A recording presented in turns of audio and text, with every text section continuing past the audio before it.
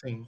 Cara, qual o sentido se botar um Fluminense e Boa Vista no Maracanã, você poder não botar nas Laranjeiras, cara? Um domingo à tarde, Exatamente. 4 horas da tarde. Pelo amor de Deus, ainda mais atualmente que está sem público ainda. Quer dizer, a pandemia, se Deus quiser, não pandemia, mas no caso, vai ter vacina, então vai diminuir isso, está chegando ao fim. Você pode economizar um dinheiro tão grande quanto a isso. E não é só o dinheiro, a gente está falando de dinheiro, Paulo, da questão toda do Maracanã, de manutenção, de uso do dia e tal. Mas também dinheiro até, às vezes, de trajeto, de logística também, que você pode economizar com isso, entendeu? E é um patrimônio, né, cara, do clube. É um patrimônio do Exato. clube. O Fluminense pode, por exemplo, estão tentando agora batizar aí a estação Largo do Machado como estação Largo do Machado Fluminense. Fluminense, sim. Fluminense é o berço da seleção brasileira, é o berço do futebol do Brasil. Então, se você não consegue, de alguma maneira, otimizar isso, monetizar isso, o clube vai continuar refém, sabe? As Laranjeiras vão continuar sendo deficitárias. Antigamente, você tinha um funcionamento pleno das Laranjeiras porque o teu time treinava lá. Então, tinham sócios que iam para assistir, tinham jornalistas entrando lá todo dia, tinha familiares, jogadores, tinham pessoas curiosas para ver um treino de clube de futebol. O Fluminense era um dos poucos, ou se não se bobear, o único do Brasil que tinha essa possibilidade. Sim. Não criticando o CT, tá? Eu acho que é fundamental hoje em dia no futebol Não, profissional lógico. ter o CT. Mas, assim, eu tô querendo dizer que acabaram com uma das o principal chamariz de gente para as Laranjeiras. Além dos sócios, claro, que já vão para curtir o clube, para piscina, para treinar, para musculação, para o A famosa treino. quadra de tênis. Exatamente. Agora, e assim, o Mário fez uma coisa que foi muito legal, mas só fez uma vez, que foi levar o time profissional para treinar nas Laranjeiras. Poderia Não, e você fazer lembra a muito, repercussão que deu esse treinamento, cara? poderia fazer Lotou. muito, muito mais vezes, por exemplo. Sim. Então, assim, a gente tem coisas que dão certo e a gente vê que se pergunta por que não continuar. A gente não sabe, tudo bem, eu estou falando isso agora, a gente não sabe se ao longo desta temporada eles iam fazer, porque desde março não se pratica futebol como se praticava antes de março do ano passado, devido à pandemia. Mas era uma coisa que é uma coisa que devem fazer mais vezes, deveriam fazer mais vezes, porque isso não é só bom para os jogadores que ficam com contato mais próximo dos sócios do clube, mas é bom para o próprio clube, que vai atrair com certeza mais pessoas para irem lá. As pessoas vão querer ser sócios para poderem ter acesso mais próximo aos atletas, pegar talvez um autógrafo, Tirar fazer uma foto, foto. as Sim. coisas e tal. Sabe? Então, tudo vai movimentando ali, vai fazendo a máquina girar, só que parece que o simples é muito complicado para ser feito no Fluminense. Aí as coisas vão demorando e demorando e demorando, e depois de muita gente falar, espernear, quase que bater na porta do clube para poder é, reivindicar determinadas coisas, que as coisas acontecem. E aí parece que estão fazendo sob pressão. Cara, eu posso estar enganado, mas assim, eu tenho a leve impressão que nos últimos 18 meses de gestão, os 18 meses de gestão do Mário, é o tempo onde as pessoas estão trazendo mais ideias, pessoas de fora, para o clube. E ao mesmo tempo, eu sinto como se o Mário, nessas últimas gestões que o Fluminense teve, é o cara mais resistente a ideias do que o Abade, do que o Peter poderia ser. A gente cai nessa aí, aquilo que todo mundo fala, que as pessoas que conhecem o Mário sabem. O Mário é centralizador.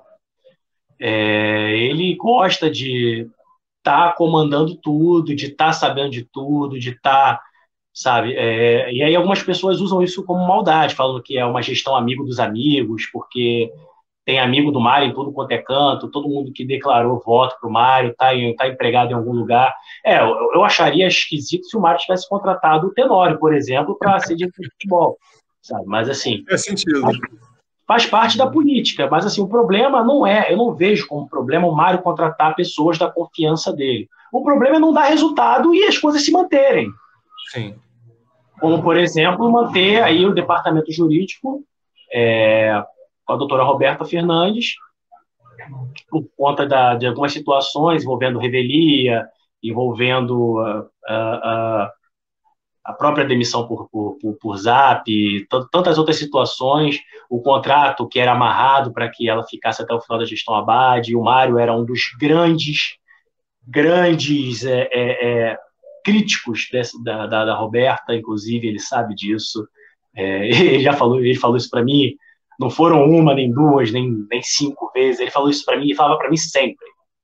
E manteve a Roberta, manteve Fernando Simone. Não estou criticando, não estou julgando a questão profissional das pessoas, a parte pessoal dessas figuras, né? É a incoerência entre o discurso e a atitude, né? Exatamente. E aí você mantém a estrutura da comunicação como era antes, mantém a estrutura do marketing como era antes, e você espera resultados diferentes. Como?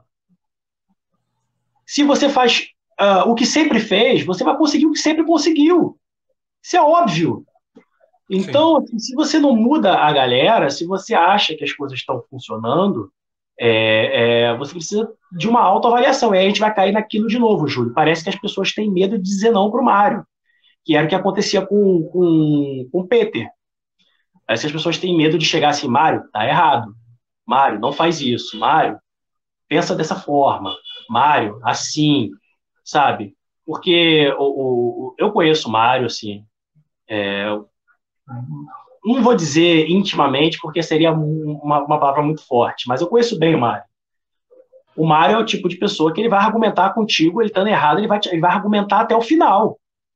Então, se você não impor, se você não falar tá errado, ele vai te engolir com o argumento. Ele vai tirar um argumento da nuvem e vai fazer você recuar. Seja pela forma como ele conversa, pela retórica dele, em algum momento ele vai acabar te intimidando. E você, se não for por uma convicção sua, você, de uma maneira não proposital, tá? Porque é o jeito do Mário. Ele vai acabar te intimidando pela fluência dele. Ele vai falar de coisas erradas com tanta convicção que você vai se convencer disso. Então, é preciso alguém de pulso firme que não tenha medo para chegar. Mário, tá errado isso. Mário, não fala numa entrevista coletiva que você conversou com o empresário, que o empresário disse que para ajudar o Fluminense era legal renovar com o Pablo Diego por 2 anos. Que se a pessoa não deu 2 treinos, não pode falar sobre determinado assunto no futebol, sabe? Não fala essas coisas, Mário. Não fala porque isso vai ser ruim, isso vai gerar um debate, isso vai queimar a sua gestão. E não adianta, cara. Assim, eu fico tentando imaginar como é que é o brainstorm ali antes do Mário entrar para dar coletiva. Eu fico tentando imaginar a preparação do presidente para dar coletiva, mas olha, a gente fala essas coisas, mas assim, o profissional da comunicação sofre, cara. E o Mário, ele é extremamente prolixo, e ele fala tanto que as coletivas do Mário aí batem 2 horas fáceis, assim. Tu não vê ninguém dando 2 horas de coletiva em lugar nenhum do mundo. Não, e ele fala que vai ser coletivo de 1 hora, quando vê, batendo 1h40, 1h45. Não, às vezes eu fico brincando até com os meus amigos setoristas, né? A gente fica fazendo aposta, será que dessa vez bate? Será que não bate 2 horas? Teve uma vez aí que foram 2 horas e 20 minutos. E, sabe, eu não sei se é uma estratégia, se é o jeito mesmo do Mário, mas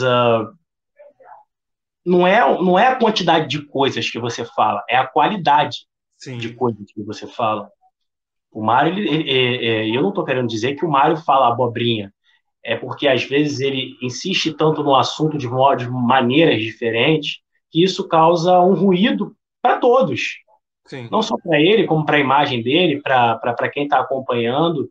E o Fluminense precisa de soluções que sejam imediatas, simples. Se você não consegue absorver uma coletiva do presidente, imagine absorver o que ele está fazendo de produtivo para poder ajudar o clube. É uma situação muito difícil. Assim, eu espero que o Mário consiga aí se encontrar. É muito difícil ser presidente do Fluminense. O Mário é tricolor fanático, isso a gente não pode duvidar. Quem conhece o Mário de perto sabe que ele é tricolorzaço mesmo, assim. Eu não costumo colocar a tricolor fazer um ranking assim, de torcedores, mas certamente o Mário, se existisse um ranking, o Mário seria top 10 ali de fanático pelo Fluminense. Só que ele tem que entender que, às vezes, ele tem que abaixar a cabeça e ouvir quem já viveu aquilo. A própria maneira... Você falou uma coisa antes, bem anteriormente na conversa, que retrata isso, né? Uma coisa é ele ser torcedor, outra coisa é ele ser o administrador. Ele não pode levar o torcedor para administrar o clube, né? Que é complicado. Exatamente. Aí você vê, cara, porque não são... O Mário tem diversos exemplos assim de situações onde acusam ele dessa centralização. Foi assim com aquela ruptura com o Tenório, porque o Tenório tinha combinado antes com eles de vir como candidato, e aí fizeram uma pesquisa interna que dava Mário como primeiro, Celso como segundo, Tenório como terceiro, e aí a ruptura foi de uma maneira bem abrupta, e aí foi porrada de um lado, porrada do outro lado. Depois a ruptura do Mário com o Celso falando que o Mário quer ser presidente, quer ser faxineiro, quer ser vice de futebol, quer ser vice jurídico, quer ser vice de tudo. Então, assim, e vai continuar. E teve uma briga antes mesmo disso, do Mário com o Danilo Félix, que era um dos líderes da Flu-Sócio, a mesma coisa. Falando que o Mário queria isso, queria aquilo, queria mandar em tudo. Ele tem que entender que é um clube que não é Mário Futebol Clube, é Fluminense Futebol Clube. Sim. Então, muitas vezes eu, por exemplo, eu estou falando dessa maneira, eu gosto do Mário como pessoa. Não sei se eu não posso te afirmar hoje se eu votaria no Mário para presidente do clube em 2022. Mas, como pessoa, eu gosto do Mário. Eu só não acho que ele esteja fazendo eu acho que ele fez muitas coisas boas, como renegociar acordos, muitos acordos jurídicos, acordos que nem chegaram na imprensa, diversos acordos, pagou mais folhas salariais do que no tempo de gestão. Mas isso ele sabia, é um ônus que ele sabia, ele não está entrando para manter o erro, ele está entrando para corrigir, para melhorar. Se for para entrar para manter o erro, então era melhor deixar o que estava. Deixava outra pessoa, sabe? O discurso do presidente Mário Bittencourt durante as eleições, e qualquer um pode ver isso nas redes sociais, até do próprio Mário, que eu acho que ele não apagou. Não, está lá ainda. Até porque se apagasse, iria ser pior, né? É uma coisa, o que está sendo feito na prática é outra. Então não adianta ficar só de promessas. Assim, o Mário, ele é um cara capacitado na área dele, só que ele tem que entender que o Fluminense precisa de um vice de futebol. Não dá para ele ficar sendo presidente, vice de futebol, vice jurídico, vice financeiro, vice de tudo. Ele tem que saber delegar. Ele tem que delegar para as pessoas certas também, porque tem gente que está aí no Fluminense que não está entregando há muito tempo. Sim. Eu não preciso nem dizer os nomes. Desde o anterior, na verdade, né? Eu não preciso nem dizer os nomes aqui. Não está entregando também, né? Há muito tempo, e a gente fica aí nessa de Felipe Cardosos, Caios Paulistas e Egídios, sabe? Danilos Barcelos, e a coisa não muda. Tendo um canavial de atletas bons na base, sabe?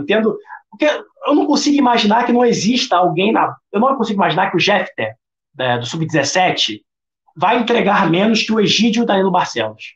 Do Sub-17. Eu não consigo imaginar. Pode entregar igual, mas menos eu não consigo imaginar. Só que existe um preciosismo tão gigantesco no Fluminense com relação à base, apesar do clube utilizar muito a base, poderia utilizar muito mais, sem medo. Faz o que o Santos fez.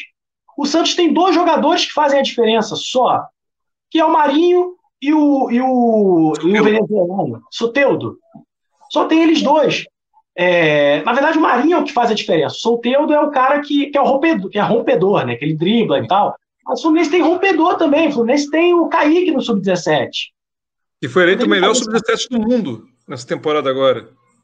Exatamente. Não é que joga muito.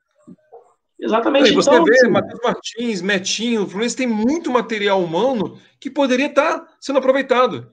E é o que você falou. Eu não entendo, ô Paulo, esse excesso de blindagem, entendeu? Da base, quando na verdade a base é a nossa salvação. Só que eu acho que na cabeça da gestão, eles veem a base como salvação financeira. Só que sim, eles podem ter primeiro, para ser uma salvação financeira, tem que ter um rendimento. E segundo, eles não são só salvação financeira, eles são uma salvação técnica do time. Mas precisa ter coragem para usar. E falta coragem disso. Entendeu? Eu vejo é uma falta de coragem na gestão do Fluminense e quem gere futebol em aproveitar esses garotos. É complicado, cara. um amigo meu que foi apoiador ferrenho do Mário, ele sempre diz uma coisa que às vezes eu fico pensando, tem um pouco de razão, mas assim, você também quer resultado, que é, devido à Lei Pelé, é uma temeridade você colocar um jogador com menos de 18 anos para jogar no time profissional, porque se o jogador estoura e você só pode fazer um contrato de 3 anos com ele, qualquer outro clube ali pode chegar e já tentar fazer a cabeça do jogador e levar o jogador por muito pouco do que ele valeria. Porque o Fluminense precisa esperar o jogador fazer 18 anos para fazer um contrato de 5 anos. 5 anos, sim. Então, ele defende a tese de que o Fluminense só deveria colocar jogadores para o profissional que tivessem pelo menos 3 anos de contrato a partir do momento que entram no time profissional. Pensando, aí é uma questão financeira. Eu não sei se isso é o correto. Assim, eu entendo a linha de raciocínio, mas eu acho que se você pensa como clube grande, o Fluminense não é um clube que tem dinheiro para investir hoje em dia. Não é um clube que tem patrocínio, não tem patrocínio master. Você tem que arriscar. Se você não arrisca, não adianta. Aí as coisas acontecem quase que na base do susto, assim, da surpresa, como, por exemplo, subiu o Wendel porque 2 volantes se machucaram. Como, por exemplo, utilizar o Pedro porque o Fred se machucou e um outro atacante da época, acho que não lembro, Fred não, desculpa, o Henrique Dourado se machucou e um outro atacante da época também tinha se machucado. E aí bota o Pedro. E aí colocar um goleiro, porque o goleiro que sempre esteve ali, porque um foi pego no antidoping, o outro nunca ficava em forma, Sim. e o outro foi contratado, começou a frangar de uma maneira absurda, sabe? Parece que é sempre a última opção, assim, a última das últimas opções. Porque, na verdade, não é muito incomum, tá? A gente, até saindo da base, você tem um exemplo claro nesse elenco do Lucas Claro. O Lucas Claro, no início da temporada, início de 2020, no caso, ele era a última opção, ele não entrava nunca. Até que teve um jogo que eu acho que o Digão estava machucado, o Ferraz estava suspenso, não tinha mais quem colocar, ele entrou e não saiu nunca mais. Então, eu acho que tem um problema no comando técnico do futebol muito sério. Exatamente. Acho que é uma falta de visão, uma falta de ampliar a visão, de testar coisas novas ali dentro, que até engloba, que a gente conversou mais cedo sobre Miguel também. E, cara, é o que você falou, o Fluminense é um clube sem recursos no momento para investir. Mas tem tem um amplo recurso que é a base e não usa. Se de repente o que você falou sobre o teu amigo que citou, e até é plausível, né? A questão da Lei Pelé, para se defender, se garantir, a gente pode usar isso como um empecilho para o sub-17, mas não para o sub-20. Exatamente. Sub-20 tudo tem 18 para cima lá, amigo, faz o contrato de 5 anos e volta para jogar. Então, a justificativa é até um certo ponto somente. Não, e o Fluminense ainda criou o Sub-23 para pegar os refugos dos refugos, porque entende que esses jogadores, o Fluminense iria pagar, ia continuar pagando o salário emprestando para clubes menores. Então, utilizaram esse Sub-23 aí para ser uma espécie de Samorim made in Brasil. Enfim, a gente viu uma das coisas mais absurdas, mais bizarras que eu vi na minha vida. Torcedores do Fluminense torcendo contra o Fluminense. Cara, aquilo me doeu. Conseguiram fazer torcedores do Fluminense torcerem contra o Fluminense. Torcendo pro Vila Nova de raiva do Sub-23 porque tirou o John Kennedy do profissional, teoricamente, né? Achavam que o John Kennedy, Samuel e tal, tinha que estar no profissional e não no Sub-23. Aquilo doeu até em mim, cara, pelo amor de Deus. Pô, priorizaram, É absurdo. Assim, tem coisas que não dá para que não são justificáveis, assim, que não tem defesa. Eu acho Sim. que é uma parada tão absurda que você percebe que tem alguma coisa errada no processo ali de liderança do Fluminense. É como, vou dar um exemplo racial aqui, é como você trabalhar numa empresa que só tem pessoas brancas e você coloca uma propaganda que visivelmente tem um cunho que não é um cunho legal, que vai mexer com o brilho de alguém negro, e só que no processo só tem branco. Então vai lá, vai passar, vai passar, vai passar, vai passar, vai passar por todo mundo, ninguém vai ver. Se tivesse um negro naquele processo, provavelmente ia falar, pô, isso aqui tá errado, cara. Você não pode utilizar a palavra denegrir nesse anúncio, porque denegrir é uma palavra de cunho racista. Sim. Significa enegrecer alguém como se denegrir, enegrecer fosse diminuir alguém. Isso era utilizado na época da escravidão. Não. É isso que eu estou querendo dizer. Eu estou dando esse exemplo para as pessoas entenderem. Estou entendendo. Falta diferentes no processo. E o Mário só coloca iguais. Ele colocando iguais, fica muito difícil de perceber o ruído. Sim. Sabe? Se ele coloca o amigo, tanto faz se é o amigo, se é o primo, se é o vizinho, se é o avó, se é alguém que foi formado com ele, que é alguém... Mas se for alguém que pensa igual a ele, não adianta. Se não tem conflito, não tem evolução.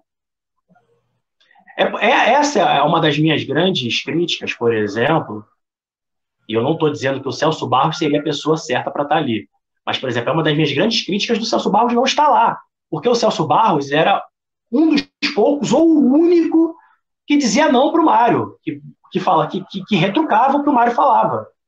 E, curiosamente, o Celso, que a gente sabe que não é nenhuma flor que se cheire, não é nenhum salvador da pátria, foi catapultado dali.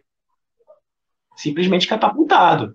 Então, assim, não estou dizendo para o Celso Barros voltar para eles terem resenhas e outras coisas mais. Mas, assim, falta alguém diferente no meio desse processo para falar, ó, isso aqui não. Pô, vocês não viram isso? Isso aqui tá errado. Pô, o contrato do jogador aqui vai terminar em 2021. O jogador tem 17 anos, passagem pela seleção brasileira, passagem pela seleção portuguesa, tem passaporte comunitário. Pô, vocês estão vendo que isso vai dar merda? Vamos renovar isso aqui, cara. Oferece dinheiro pro jogador e renova. Porque isso aqui, esse é o tipo de jogador que o europeu quer. Não, e é um ativo do clube, né, cara? É uma coisa extremamente... Sabe, eu acho, olha só, essa questão do Marcos Paulo, tudo bem que ela não vai dar o prejuízo que deu que eu vou citar. Mas a questão do Marcos Paulo, para mim, é similar em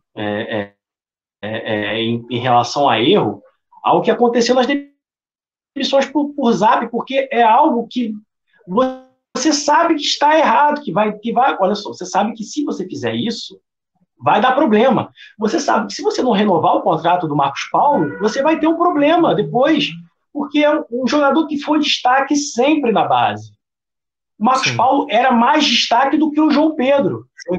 Sim. Era mais destaque que o João Pedro. João Pedro jogou mais no profissional, mas o Marcos Paulo era mais destaque na base do que o João Pedro. Então, assim, é um absurdo incalculável, porque o Fluminense vai perder aí muito dinheiro, muito dinheiro mesmo, porque o euro está 6, 7 reais. Então, a gente pensa aí, uma venda de 15 milhões de euros, que é uma venda segura, baseado aí no padrão do que vendem, atletas do Marcos Paulo, clubes que sabem vender, até mais, dependendo da situação. Batia 100 milhões de reais. Eu acho, exatamente, porque se o Marcos, você duvida que se o Marcos Paulo fosse jogador do São Paulo, se o Marcos Paulo fosse jogador do Internacional, se o Marcos Paulo fosse jogador do Grêmio, você acha que o Marcos Paulo sairia por menos do que esse valor? Não sairia. 20 milhões por aí, nem 15, uns 20 milhões de euros, com certeza. Então aí você...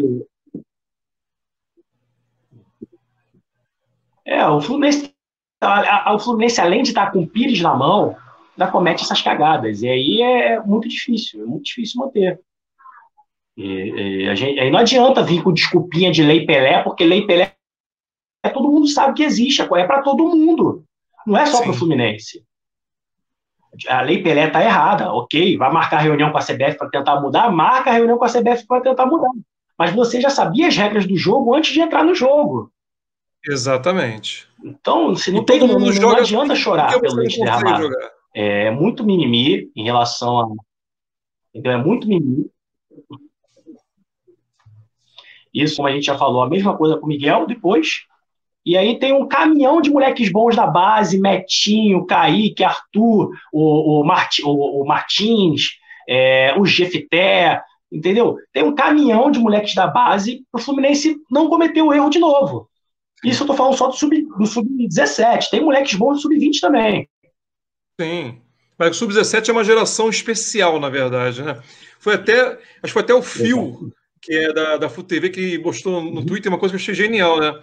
Que essa geração Sub-17 ou vai dar Libertadores pro Fluminense ou a Champions pro Watford.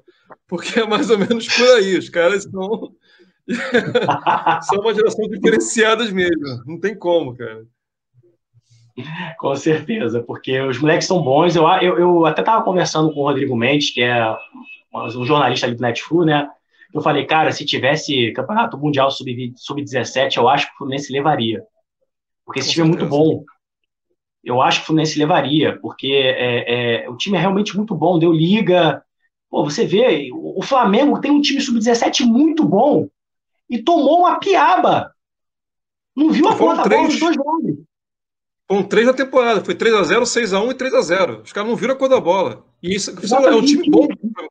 Não, o time Sub-17 do Flamengo é um dos melhores do Brasil. Sabe, no Fluminense não pegou o Sub-17, com todo respeito, não pegou o Sub-17 do América. Pegou o Sub-17 do Flamengo, que é um dos melhores do Brasil. Então, assim, tem que dar rodagem para esses jogadores. Não pode ter medo. Fica com essa de, vai queimar o jogador, vai queimar o jogador. Vocês estão queimando o clube, não colocando o jogador para jogar. Então as coisas estão, aos poucos, vão se... É porque o Fluminense, a sorte do Fluminense, aí não sei se não é sorte, né? É o trabalho. O Fluminense tem Xerém.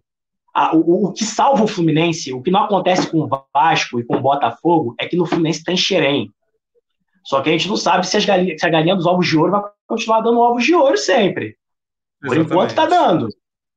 Vai ter algum momento que, se tiver uma entre-safra aí, se o Fluminense ficar 2 anos sem produzir jogador bom em Xerém, não conseguir vender, como é que vai ser? Vai se basear em apostas do tipo Wellington Paulista? Vai se basear em apostas do tipo Felipe Cardoso? Não dá para viver com isso. Então é bom que eles saibam utilizar bem Xerém, saibam utilizar bem todo o aparato que tem a base, para que o Fluminense consiga voltar aí o caminho de títulos e esperar, no meio disso tudo, que o Fluminense consiga desde já essa classificação aí para a pré-Libertadores. Tomara. Paulão, para não tomar muito mais seu tempo, porque o papo que tá, meu, por mim, fluir até amanhã, mas vamos lá. Cara, na sua visão de um profissional de 12 anos de Fluminense lá dentro, um cara inteligente, um cara que tem uma visão, para você, qual seria o ponto principal nesse momento que o Fluminense precisaria mudar, a sua gestão precisaria mudar, para que a gente pudesse abrir um futuro mais amplo, um futuro mais promissor para o clube sair do buraco que se encontra? Profissionalizar a gestão, profissionalizar o clube, o que ninguém quer fazer, na verdade, né? Não querem fazer porque ocorre todos aqueles problemas de impostos, que você vai virar clube empresa, a responsabilidade é diferente, o presidente pode ser acusado criminalmente se fizer alguma cagada financeira. Então, assim, é o tipo de coisa que todo mundo promete para a próxima gestão, sempre todo mundo promete para frente.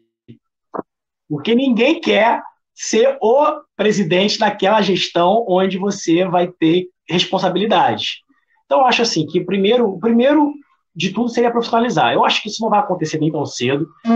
Eu acredito que vai acontecer, mas daqui a 30, 40, 50 anos. Uma outra realidade de futebol. Para agora, eu não acredito nisso.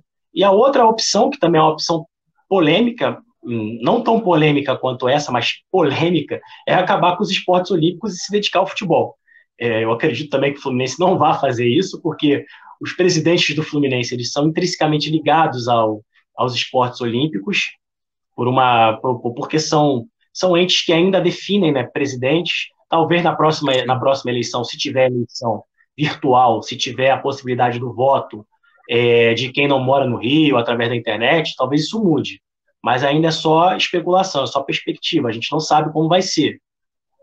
Então, eu acho que são duas das questões que deveriam ser pensadas aí. Primeiro, um clube profissional, uma gestão profissional, acabar com os vices, né? E colocar profissionais mesmo.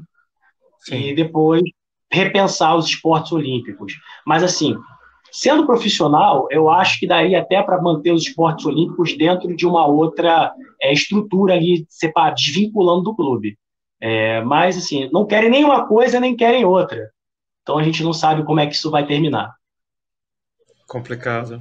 Mas vamos lá, vamos rezar para que a coisa, né, algum dia, ou essa gestão, ou a próxima, alguém tome coragem, entre aí e fale, não, vamos mudar e vamos botar o Fluminense no lugar dele que é devido, porque a gente precisa disso, né, cara? Porque chega de amadorismo lá dentro, né? Não dá mais. Paulo, exato. Aproveitar aqui, cara, mais uma vez, olha, muito obrigado, porque, assim, além de ser uma honra, porque você é um cara que, na minha opinião, na opinião de todos do canal, é um cara conceituado, um cara de muita credibilidade, um cara sério, competente, então é uma honra enorme receber você aqui. O papo foi maravilhoso, muita informação que você traz pra gente, entendeu? E conhecer esse lado do Paulo também, porque eu conheci só o Paulo pelos seus textos, né? E poder conversar diretamente com o Paulo Pessoa foi gratificante, cara. Então, muito obrigado por ter cedido esse seu tempo aqui pra gente. Beleza. Obrigado mais uma vez, Júlio. Queria agradecer de novo também o convite e o pessoal ficar atento aí no Netflix, sempre com informações a respeito do dia a dia do Fluminense. E para quem quiser conhecer o meu lado fotógrafo, é só ir lá no meu Instagram, @paulobrito_fotos, não se assustem, mas eu trabalho porque eu trabalho com no artístico e sensual, então as pessoas podem associar uma coisa com a outra. Quem me acompanha já há muito tempo já sabe disso. Inclusive o próprio Mário Bittencourt, a mulher dele, me segue no Instagram. Bacana. Mais uma vez, Paulo, muito obrigado. E a quem nos acompanhou aí, gente, muito obrigado. Esse foi mais um Mano a Mano. Um grande abraço e saudações tricolores.